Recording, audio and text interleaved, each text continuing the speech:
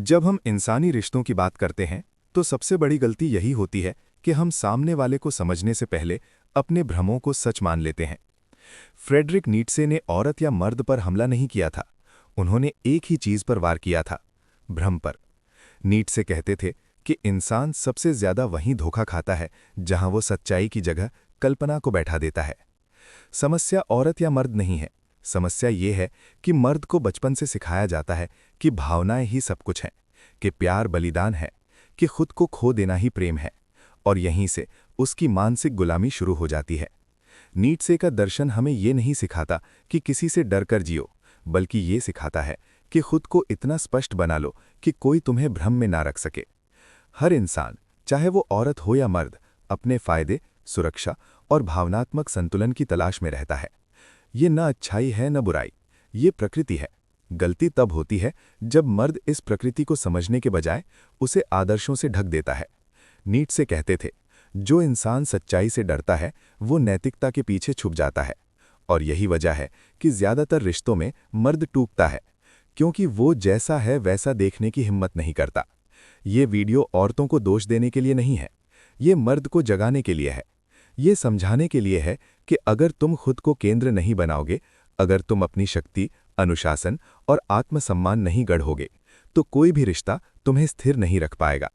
नीट्शे का संदेश साफ था, दूसरों को समझने से पहले खुद को समझो, क्योंकि जिस दिन तुम खुद के मालिक बन जाते हो, उस दिन दुनिया का कोई आकर्षण, कोई खेल, कोई भ्रम तुम्हें हिला नहीं सकता।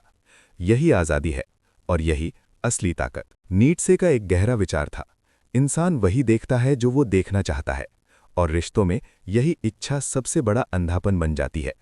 मर्द अक्सर औरत को उसकी वास्तविकता में नहीं, अपनी कल्पना में रखकर देखता है। वो सोचता है कि प्यार स्थायी है, भावनाएं अपरिवर्तनीय है, और अगर वो पर्याप्त अच्छा बन जाए तो सब कुछ ठीक रहेगा। लेकिन मनोविज्ञान कहता है, कोई भी इंसान स्थायी नहीं होता, सिर्फ उसका हित स्थायी होता है। ये बात कड़वी लग सकती है, लेकिन यही सच्चाई मर्द को कमजोर नहीं, सचेत बनाती है। नीट्शे ने चेतावनी दी थी, जो इंसान खुद को त्याग कर दूसरे के लिए जीता है, वो अंततः अपने ही अस्तित्व से नाराज हो जाता है। यहीं से शिकायत, ईर्ष्या और असुरक्षा जन्म लेती है। औरत हो या मर्द, दोनों उसी व्यक्ति की ओर खिंचते हैं जो अपने भीतर स्थिर होता है, जिसे खुद की जरूरत नहीं पड़ती कि वो किसी से मान्यता मांगे। जब मर्द खुद को केंद्र में रखता है, अपने काम, अपने सिद्धांत, अपने अनुशासन के साथ, तो रिश्ते उसके जीवन का हिस्सा बनते हैं, पूरा जीवन नहीं। और यही संतुलन आकर्षण को जन्म देता है। नीट्शे का दर्शन नफरत नहीं सिखाता, वो निर्भरता तोड़ता है। वो कहता है, तुम किसी के लिए नहीं बने हो, तुम खुद के लिए बने हो। और जब मर्द ये समझ लेता है, तो वो औरत को देवी या शत्रु नहीं बनाता, वो उसे इंसान के रूप में देखता है। यहीं से रिश्ते भ्रम से निकलकर सम्मान में प्रवेश करते हैं। यदि ये दर्शन आपको भ्रम से बाहर निकाल रहा है, तो वीडियो को लाइक करें और फिलीवो हिंदी चैनल को सब्सक्राइब करें, क्योंकि अगले भाग में हम उस भ्रम पर बात करेंगे जो मर्द को सबसे ज्यादा तोड़ता है, भावनात्मक बलिदान। अब उस भ्रम की बात करते हैं जिसने पीढ़ियों से मर्द को सबसे ज्यादा तोड़ा है, भावनात्मक बलिदान। मर्द को सिखाया जाता है कि अगर वो ज्यादा देगा, ज्यादा सहन करेगा, ज्यादा समझेगा, तो उसे बदले में प्यार मिलेगा। लेकिन नीट्शे कहते थे, जो खुद को लगातार कुर्बान करता है, वो धीरे धीरे खुद से नफरत करने लगता है। भावनात्मक बलिदान शुरू में प्यार जैसा लगता है, लेकिन समय के साथ ये आदत बन जाता है, और आदत की कद्र कभी नहीं की जाती। जब मर्द अपनी सीमाओं को तोड़ता है, अपनी इच्छाओं को दबाता है और हर हाल में अच्छा बनी रहने की कोशिश करता है, तो वो अनजाने में अपनी पहचान मिटाने लगता है। मनोविज्ञान कहता है, जिस व्यक्ति की कोई सीमा नहीं होती, उसे गंभीरता से नहीं लिया जाता। और यही वजह है कि ज्यादा देने वाला मर्द अक्सर सबसे पहले नजरअंदाज किया जाता है। ये इसलिए नहीं होता कि सामने वाला बुरा है, ये इसलिए होता है क्योंकि इंसान उसी चीज की कद्र करता है जिसकी एक कीमत होती है, और कीमत सीमाओं से बनती है। नीट्शे का दर्शन त्याग के खिलाफ नहीं था, वो अंधे त्याग के खिलाफ था। वो कहता था, पहले खुद को इतना मजबूत बनाओ कि तुम्हारा देना कमजोरी ना बने। जब मर्द अपनी भावनाओं का सम्मान करता है, अपने समय की रक्षा करता है और अपने जीवन को किसी एक रिश्ते के इर्द गिर्द नहीं घुमाता, तब उसका प्रेम भी स्वस्थ हो जाता है, क्योंकि अब वो जरूरत से नहीं, चुनाव से प्यार करता है। और चुनाव से किया गया प्रेम हमेशा संतुलित होता है। याद रखो, प्यार में खुद को खो देना महानता नहीं है, महानता है प्यार में भी खुद को बचाए रखना।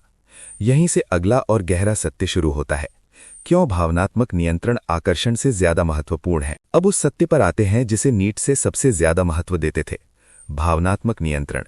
क्योंकि जहां नियंत्रण नहीं होता वहां स्वतंत्रता भी नहीं होती। ज्यादातर मर्द अपनी भावनाओं को या तो दबाते हैं या फिर उन्हें खुला छोड़ देते हैं। दोनों ही स्थितियां उन्हें कमजोर बनाती हैं। नीट्से कहते थे, जो अपनी भावनाओं का गुलाम है वो चाहे कितना भी शक्तिशाली दिखे, असल में कमजोर होता है। भावनात्मक नियंत्रण का मतलब भावनाहीन होना नहीं है। इसका मतलब है भावनाओं को दिशा देना। जब मर्द अपनी खुशी, दुख, गुस्सा और उम्मीद किसी एक इंसान के हाथ में सौंप देता है तो वो अनजाने में अपनी शक्ति भी सौंप देता है, और शक्ति कभी भी आकर्षण से अलग नहीं होती। मनोविज्ञान कहता है, लोग उस व्यक्ति की ओर खिंचते हैं जो अपनी भावनाओं में स्थिर रहता है, जो हर स्थिति में बिखरता नहीं। जब तुम हर बात पर प्रतिक्रिया नहीं देते, हर अनदेखी को अपमान नहीं बनाते और हर दूरी को डर नहीं मानते, तो तुम्हारा व्यवहार अपने आप बदल जाता है। तुम कम बोलते हो लेकिन स्पष्ट बोलते हो। तुम ज्यादा समझाते नहीं लेकिन अपनी सीमाओं पर टिके रहते हो। और यही ठहराव दूसरों को तुम्हारी ओर देखने पर मजबूर करता है। नीट्से का दर्शन मर्द को ये नहीं सिखाता कि औरत से कैसे जीता जाए, वो ये सिखाता है कि खुद से कैसे जीता जाए। क्योंकि जो मर्द खुद को संभालना सीख लेता है वो किसी के व्यवहार से हिलता नहीं, और जो नहीं हिलता वही सम्मान खींचता है। यदि ये विचार आपको भावनात्मक रूप से मजबूत बना रहे हैं तो वीडियो को लाइक करें और फिलीवो हिंदी चैनल को सब्सक्राइब करें, क्योंकि अगले भाग में हम उस सच्चाई पर बात करेंगे जो नीट्से ने सबसे कठोर शब्दों में कही थी, आत्ममूल्य। अब उस आधार की बात करते हैं जिस पर नीट्से का पूरा दर्शन खड़ा था, आत्ममूल्य।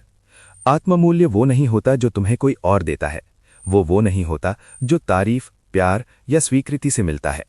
आत्ममूल्य वो होता है जो तुम खुद में तय करते हो। ज्यादातर मर्द यहीं चूक जाते हैं। वे अपनी कीमत दूसरों की प्रतिक्रिया से आंकते हैं। अगर सराहना मिली तो खुद को मजबूत समझ लिया, अगर अनदेखी हुई तो खुद पर शक करने लगे।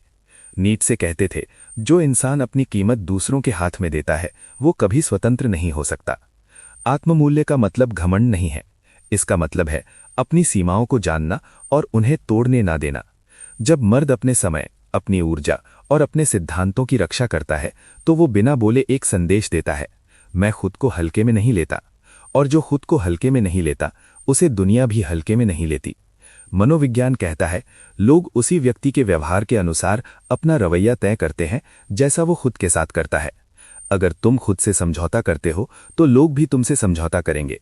अगर तुम खुद को प्राथमिकता देते हो तो लोग भी तुम्हें गंभीरता से लेंगे। यही कारण है कि आत्ममूल्य किसी रिश्ते को नष्ट नहीं करता, वो उसे साफ करता है।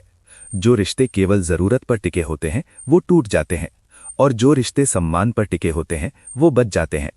नीट्से का संदेश ये नहीं था कि दुनिया से कट जाओ, उसका संदेश था, दुनिया में रहते हुए खुद को मत खो। और जब मर्द इस तरह का आत्ममूल्य गढ़ लेता है तो वो किसी को खुश रखने के लिए नहीं जीता, वो अपने मूल्यों के साथ जीता है। यहीं से अगला और अंतिम चरण शुरू होता है, वो मानसिक स्थिति जहां किसी को साबित करने की जरूरत ही नहीं रहती।